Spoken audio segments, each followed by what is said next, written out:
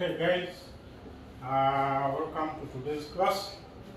Today we shall be talking about the derivative of a function or differentiation and some applications. So we'll talk about the derivative of a function.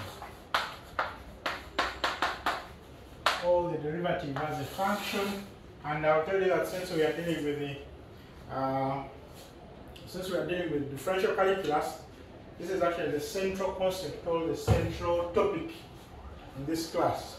And you'll see that everything we have been doing before, the limits and everything, are done to prepare you for the derivative. So I'll give a definition first of all, that the derivative of the function f at the point x naught is the number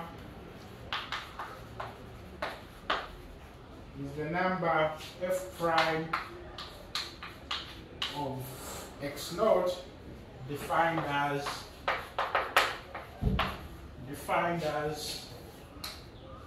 f prime of x naught is equal to the limit as h goes to 0 f x naught plus h minus f of x naught divided by h. And of course, provided, whenever you have a limit, provided this limit exists. So we have to add on that provided this limit exists, because if the limit does not exist, then there is no derivative to talk about. And we say that when the limit exists, or when the above limit exists, we say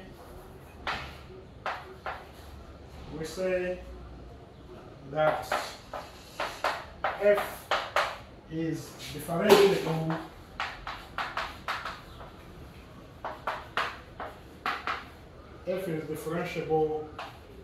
at x naught. So basically, if you can find this limit, then the derivative at x naught exists, and we say that the function is differentiable at that point.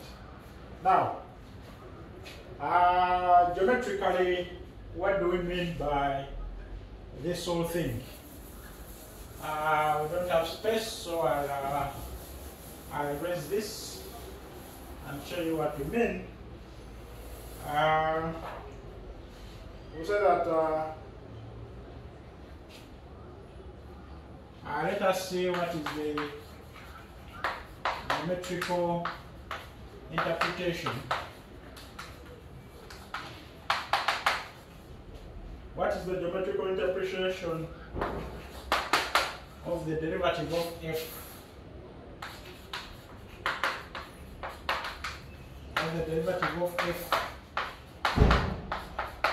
What is the geometrical interpretation of the derivative of f at x naught? Now,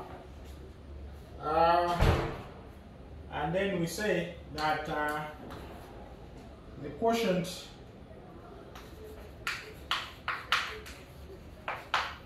f x naught plus h minus f of x naught, the quotient is this fraction. The quotient fx naught plus h minus fx naught over h measures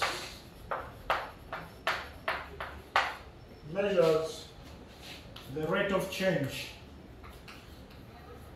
The rate of change of f over the interval of f over the interval x naught to x naught plus h if h is greater than 0, or from x naught plus h to x naught if h is less than 0. And this is basically what the figure looks like. For example, we can do something like this. And so this is x, this is y, and assume that we have a graph of something like this. And let us say that this is our point. Let us say that this is our point, x naught, and let us say that this is our point, x naught plus h. I'm assuming positive h. Now, remember, this is the function y is equal to f of x. And we know that what this point is and what this point is. Remember, the point here is going to be f of x naught, whereas this point on the y-axis is going to be f x naught plus h. Now, of course, you guys know that this distance here is going to be h, because it is this minus this, whereas this distance here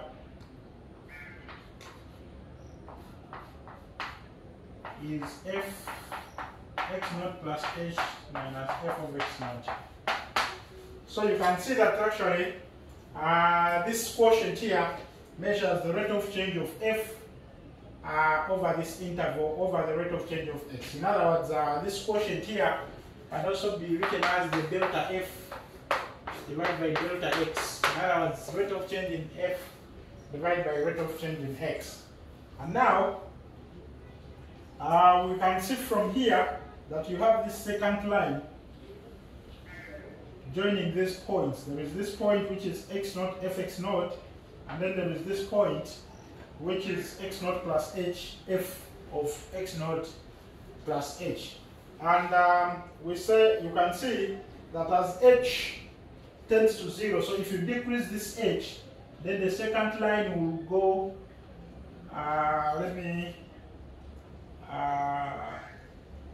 if you decrease h, as h tends to 0, this line starts going, the second line will now go like this, like that, like that. So the second line will still start shifting until at a point when the second line is actually a tangent to the curve. So the second line can shift until at a point where it just becomes the tangent line at the point x naught f of x naught. So I'll state this. I'll set this that as h tends to 0,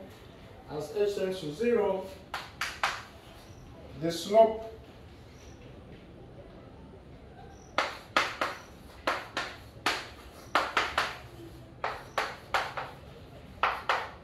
of the second line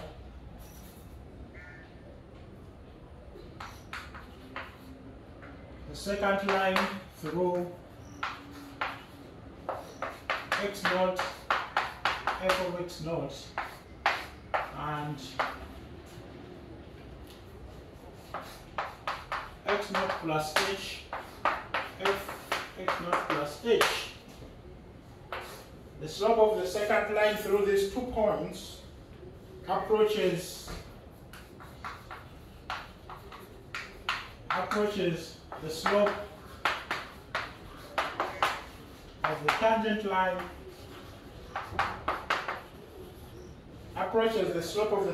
line, to f at x naught f of x naught. Basically what I've said is that as h decreases or as h tends to 0, then this line starts moving down until actually the second line is a tangent at the point x naught f of x naught. And therefore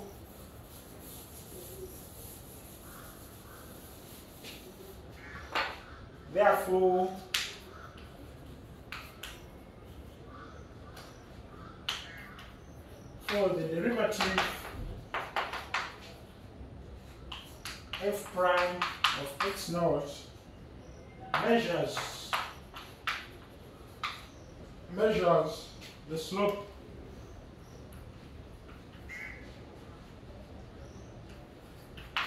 of the tangent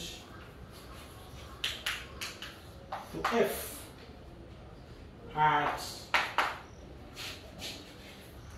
x naught f of x naught. Or it's also called what is called the instantaneous,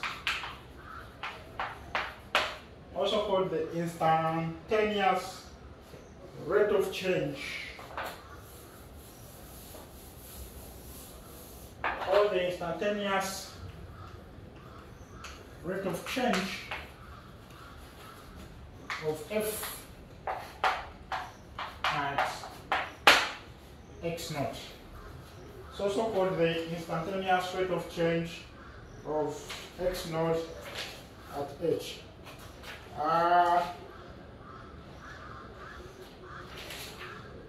And we also have a remark or another note that the function f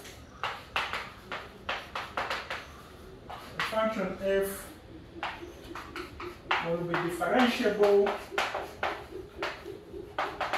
Remember, we said that when you compute the limit of a function, the limit is always unique.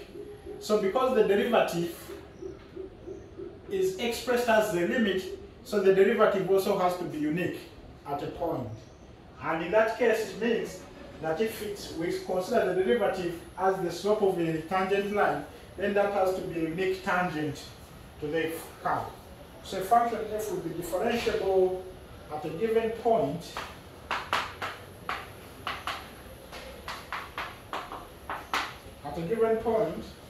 if a unique tangent line to f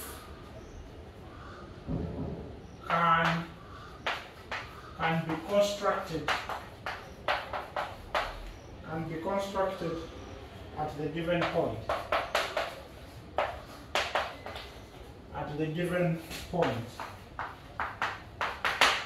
If a unique tangent line can be constructed at a given point. And another note we can take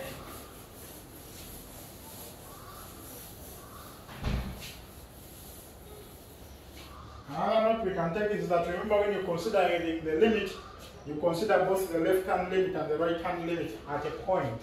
So we can say that another note is that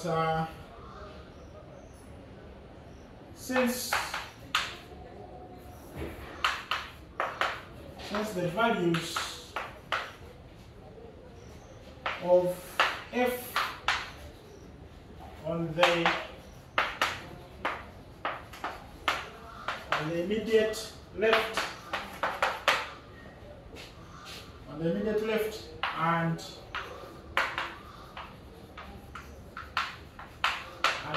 right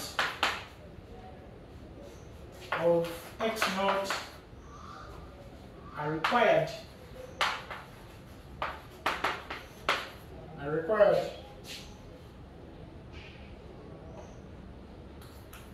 for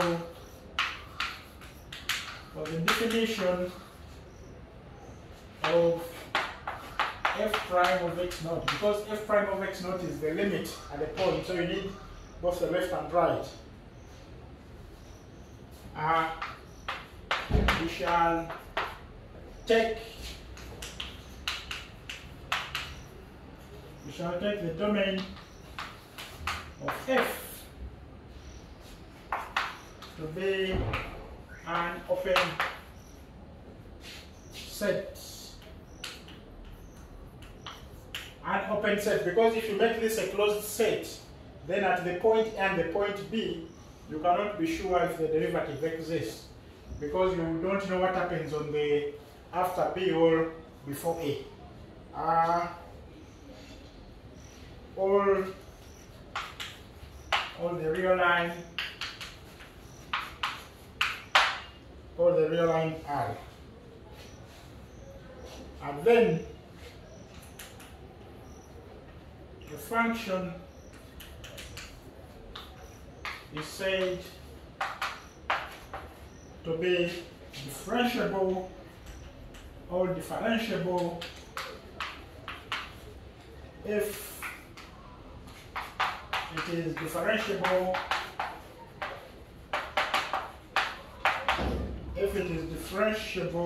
or differentiable, then it is differentiable at all points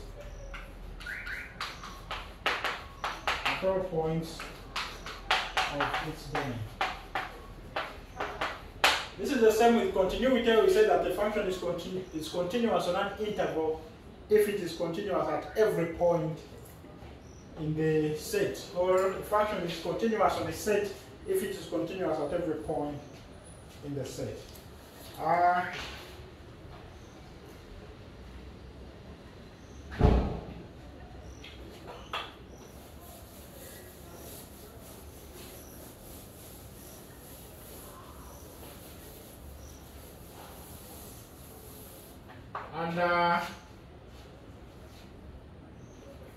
And we say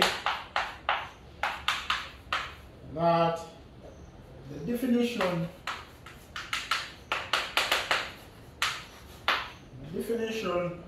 of derivative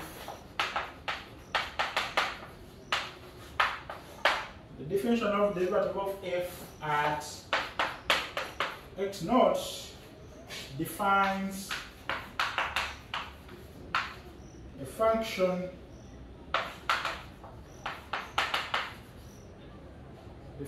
function called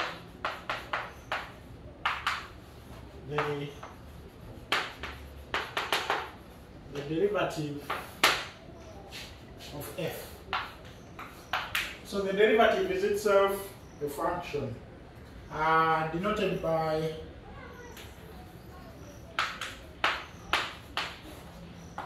f prime, sometimes or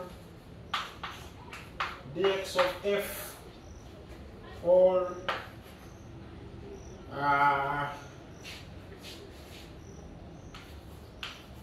dy by dx, where y is equal to f of x. And we can do an example, maybe. Let us do an example.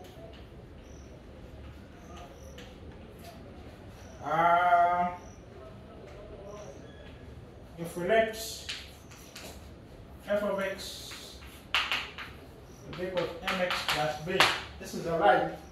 You guys already know that the derivative of f is m, but we can say that for arbitrary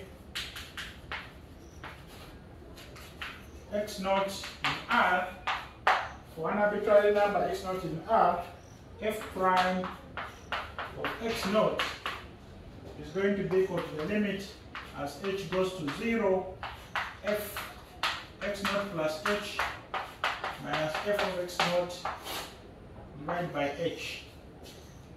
And we can actually say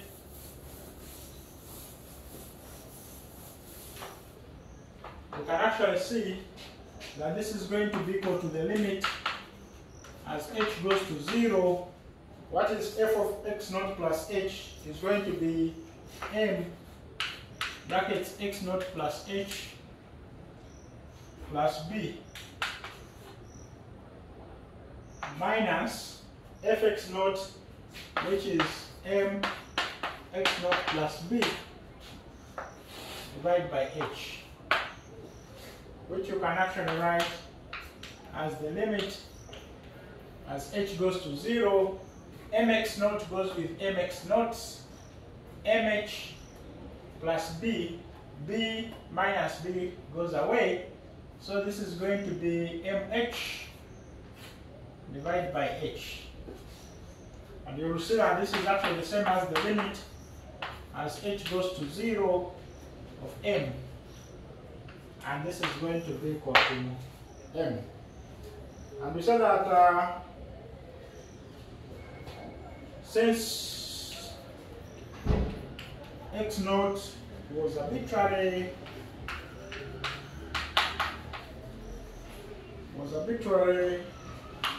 f prime of x will actually be equal to m for all x in R. For all x in R.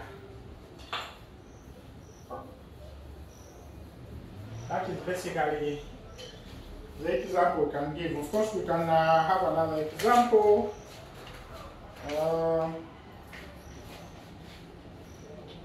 Another example we can give.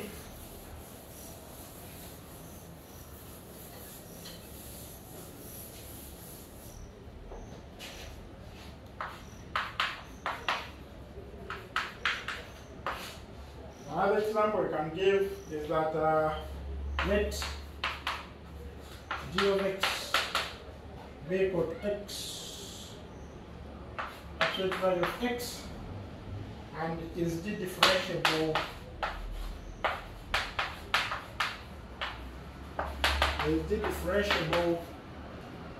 at x is equal to 0. In other words, they're asking that they're asking you that does g prime of 0 exist?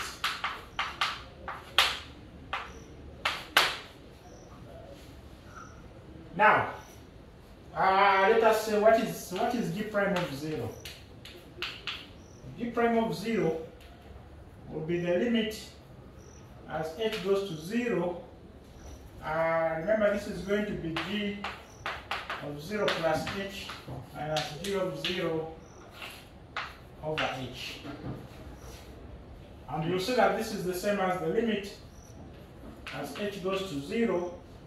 G of 0 is going to be 0 plus h, absolute of 0 divided by h. Of course, absolute value of 0 is 0, absolute value of 0 plus h, and this is going to be the limit as h goes to 0, absolute of h divided by h.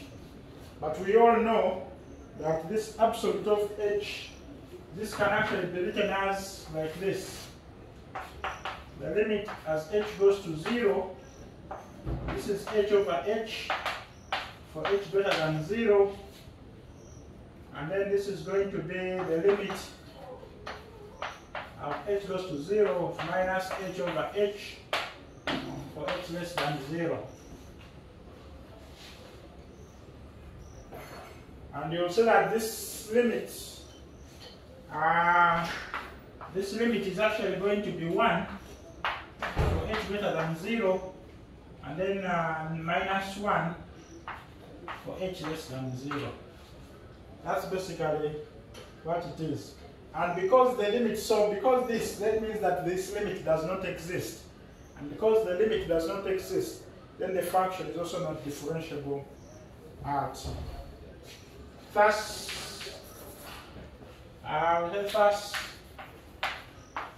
g prime of 0 does not exist. Thus, g prime of 0 does not exist. Of course, this is what you expected, because this function is even not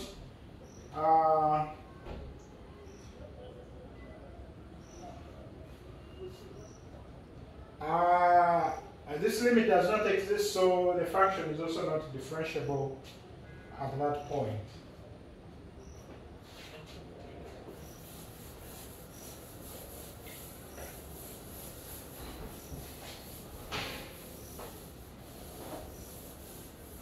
Another example we can give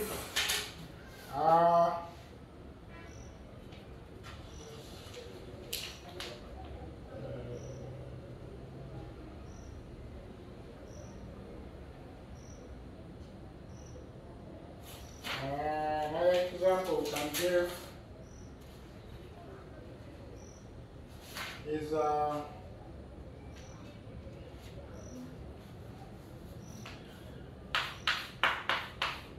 discuss the differentiability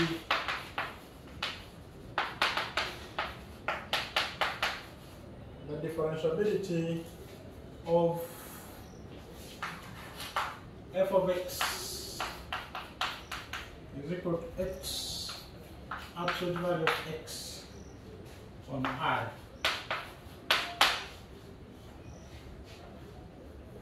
Now, what you guys have to remember is that this f of x can also be written as this is going to be minus x squared for x less than 0, because we replace absolute value of x with negative x, and it is x squared for x greater than 0.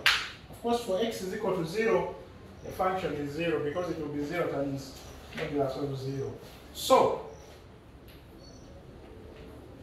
for x less than 0, let us first work on this. For x less than 0, let us say maybe x naught, arbitrary value, x naught less than 0, f prime of x naught is going to be equal to the limit as h goes to 0. Remember, this is going to be f x naught plus h minus f of x naught divided by h, which you can say is the limit as h goes to 0. This is going to be minus x naught plus h whole squared. So this is going to be minus, because we are on the negative, x naught plus h whole squared minus x naught squared divided by h. And here you guys will see that this is going to be equal to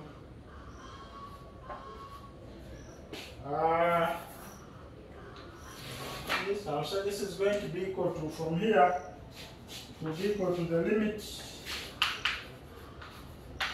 as h goes to 0, and when you expand here, this goes away, you have h squared and then divided by h. So this is going to be a minus 2x naught minus h. When you try to simplify, and remember that as h goes to 0, you put here 0, this is a minus 2x naught for negative.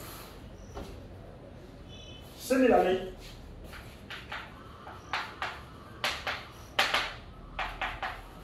for x naught greater than 0, you guys can do exactly what I've done here. You'll find that f prime of x naught is going to be equal to 2x naught. When you do the same things, replace now, instead of negative, put positive, minus, and so on. In fact, this one should have been a plus, because this is negative x naught. So, this is plus, of course, because this is fx naught is negative x naught squared, but since it is a minus, so it becomes a plus. So when you do for x naught greater than 0, you will come up with something like that. What about if x naught is equal to 0? Remember, x naught is equal to 0. Maybe I'll write it up here. for x naught is equal to 0, the function is 0, so you'll see that actually f prime of 0 is the limit as h goes to 0, f 0 plus h minus f of 0 over h, but we said f of 0 is 0, f of 0 plus h is f of h, and then you find that this is 0, this is going to be h, absolute value of h, divided by h, limit as h goes to 0. And you see this goes away, and this is going to be the limit as h goes to 0 of absolute value of h, and this limit is just going to be equal to 0. Thus, so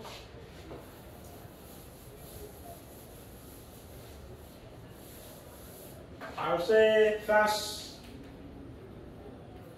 f prime of x is going to be something like this. It's going to be minus 2x for x less than 0. It is 0 for x is equal to 0, and then 2x for x greater than 0. That is how the derivative will look like. And I'll tell you that this is actually the same as 2 absolute value of x. You can try to check this.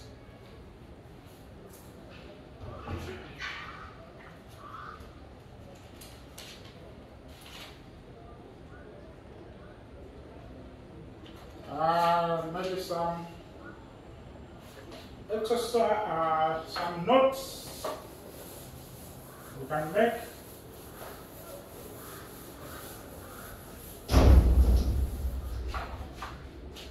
Some remark is that the function f prime may in turn have a derivative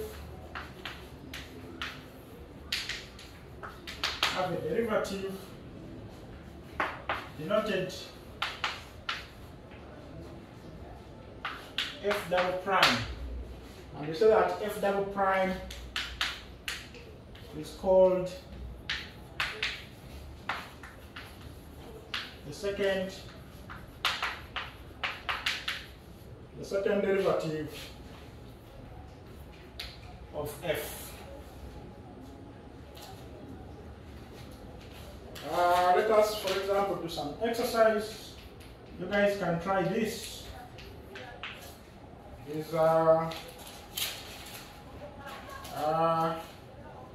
one is that use the definition of f prime to find f prime for the following functions.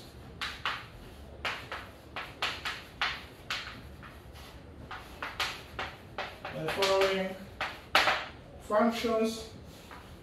Part A, you can find the derivative using the definition is 8x plus 5. Part B, you have f of x is 3 divided by 2x minus 1.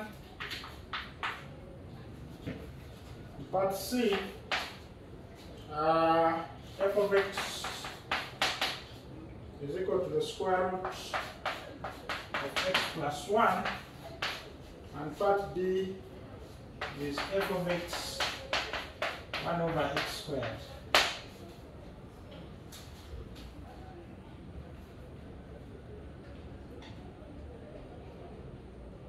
And now question 2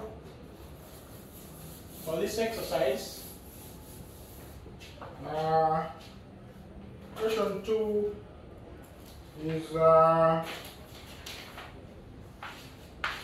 question 2, which you can try, is that find the second derivative.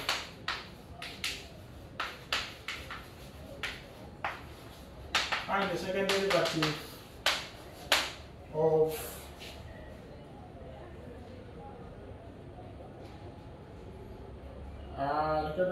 f of x, which is equal to square root x absolute value of x. We have already found the first derivative, so find the second derivative of this. So I think I will stop here for today, and then we shall continue with the properties of the derivative next time. So try out these, and then we can continue from there on the properties of the derivative.